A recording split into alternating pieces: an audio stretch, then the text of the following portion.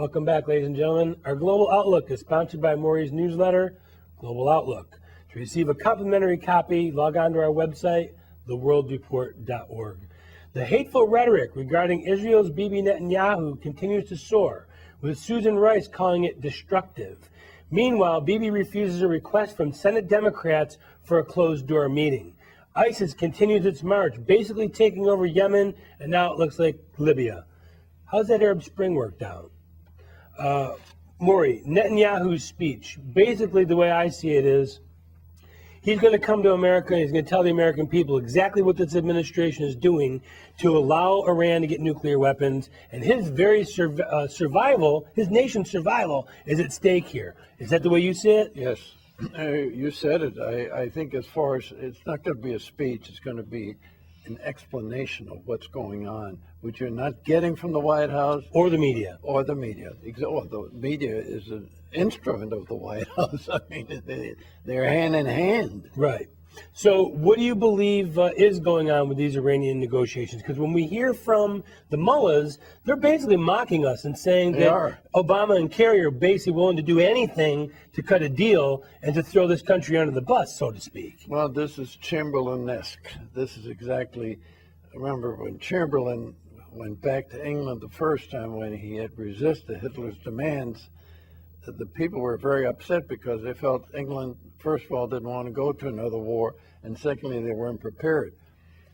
So he went back and signed a deal so they could come back with a signed piece of paper saying that Hitler has no more territorial demands. You've got a replay of that time of history right now.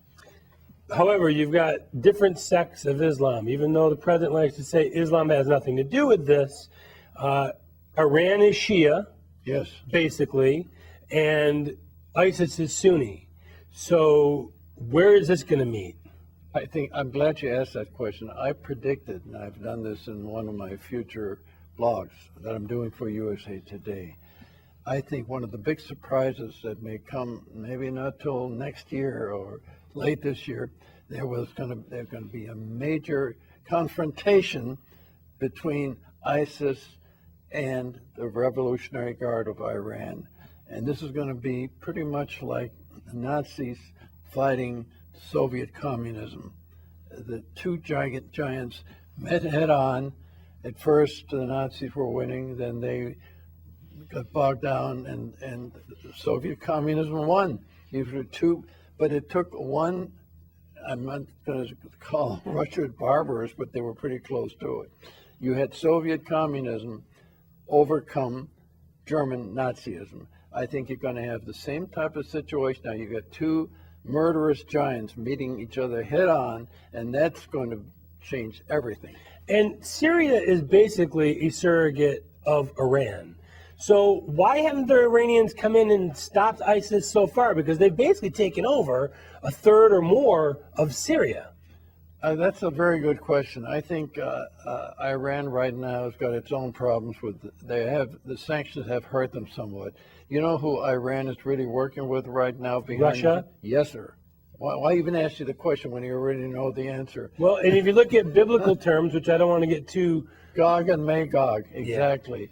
Yeah. Yes, but you're right.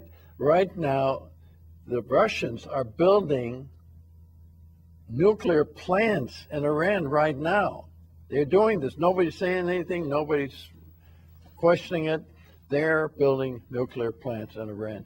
And one of the reasons is Iran and Russia is cooperating against Saudi Arabia because their budgets are getting killed because of the major cut in oil prices.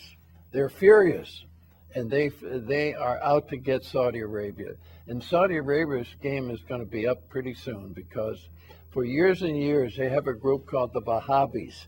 They are the most conservative of all the Islamist sects. And they're Sunni too, so how does that play into the ISIS fold? Well, because the ISIS is a murderous aspect of the Sunni. You've got different elements of negativity within the Sunni group, as you have in the Shia group. Egypt is Sunni, So I guess it's kind of like the Christian faith. You've got Catholics, Yes. you've got Protestants, Yes. you've got Methodists, you've got evangelists. different versions of Yeah, it. I would say that's a very good analogy. But they don't all hate each other and want to kill each other. And so where do the alliances draw? Where do the Sunnis come together and the Shias come together? Well, I think the Shias, first of all, Iran is the main point of the Shias today. It's the only power. The real power is now in Iran. There's no other Shia nation. Hezbollah is really a subsidiary of Iran. Right. So actually, in Gaza, Hamas is being supported by Iran, but they are more Sunni. So it isn't quite that clear. But the big boys, the real big thing now is ISIS, which is the murderous side of the Sunnis. And you got Iran's Revolutionary Guard, who are very much like the German Waffen SS. They'll murder anybody at the drop of a hat. And that's where I think you're going to have the big explosion. And so Yemen has fallen, Yeah. Libya has fallen. I mean, these guys are making very big gains very quickly. Well, they're even bringing people in from Europe. Young kids are coming in because this is so much like I can relate to that. The Nazism was exciting for young people. I must tell you, as a young kid, it was exciting to march and to sing and to go through war games and so on. They play on that. That's why you got these young people who are frustrated, got nothing better to do. They're going out and trying to get into Turkey, and Turkey has given them a pass to go into Syria and Iraq. I think those two countries you might as well forget about. Which ones? Syria and Iraq. Yeah. And al-Baghdadi, who's the leader of ISIS, recently just said that basically Obama's withdrawal from Iraq is what gave them the ability to resurge so quickly. Well, that's not going to look good when Netanyahu gets here either. Well, the point is, I don't think Obama cares. No, I think you're right. See, the point, everyone's saying, well, why doesn't somebody get upset? Who's going to get upset? What organization? The Republican Party is weak. They're trying to be gentlemen and ladies, and they're being kicked by elements on the other side who don't care what they have to do to get their way, and they see they're getting no opposition. We have no opposition to the Obama regime in this country. You're exactly right. Let's face it.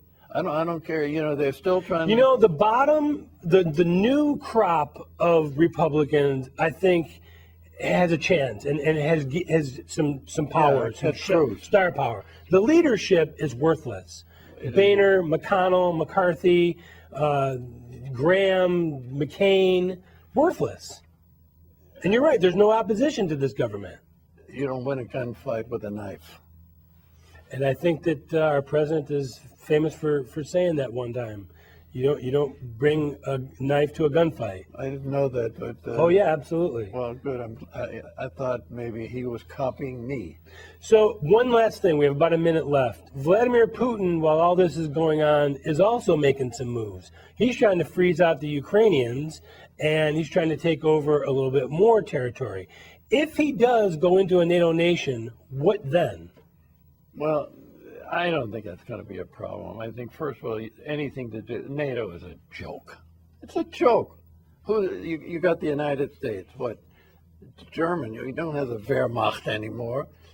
I'm not saying that with any degree of suffering pride here, but the Wehrmacht was a hell of an army. I mean, they were, the first war, they were good. They were really the top army in the world. And our military has been decimated over the past 5-6 years. What do you got? Who else do you have? The French, the Italians. Who's NATO? The Turks used to be part of NATO and were good allies, but now that they have been totally Islamicized again. By Erdogan. By Erdogan, exactly. So it's not, Putin will get what he thinks he has to get in order to take the people's minds off the fact that they are in real trouble because they're in a real deficit situation budget-wise. Because of oil. That's all they got. they don't have any. And people are drinking more beer and less vodka. Well, well, the point is, Russia never developed a basic industrial structure. The two things they were good at, obviously, was producing oil and natural gas, and actually it's their space development. Remember Yuri Gagarin, the first guy that circled the Earth back in 1959 or whatever. And now we're renting seats from them to go into space. Well, that's right. They are ahead of us in space because they haven't cut back their budgets. We need to take a short pause. Our political insider and moment in history is on deck.